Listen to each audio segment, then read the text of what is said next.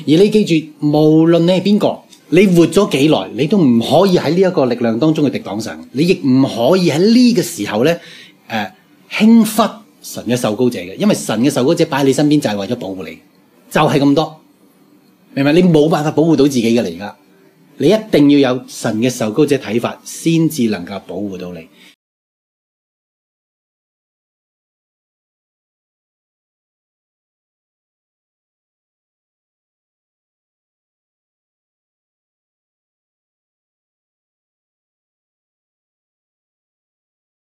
我哋用6個美國嘅總統俾大家去睇下神嘅審判喺佢哋個人身上咧，佢哋一搞和平條約，神係點樣去針對佢哋嘅？佢哋每一個人有佢哋自己個人嘅審判程度，譬如好似最早嘅尼克遜啦，尼克遜你會睇到佢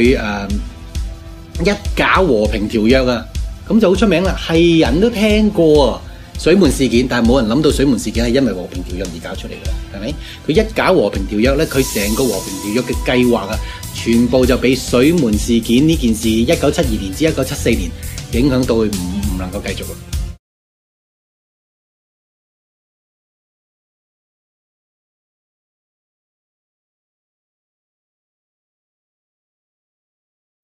而基督徒咧，記住，如果你講下話贊成四方機制咧，你都會受審判嘅。所以變咗而家我哋其實揾到一個被祝福嘅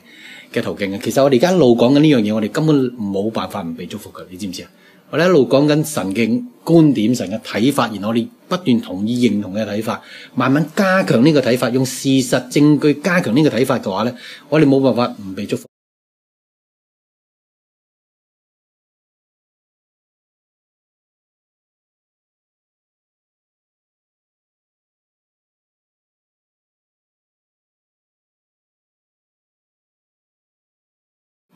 發生我哋教會嘅時，我哋請成而家超過10個全職喺你聽呢篇信息嘅時候，明啊？我哋教會呢10幾20個禮拜增長嘅人數係我哋過去10幾年都冇咁快。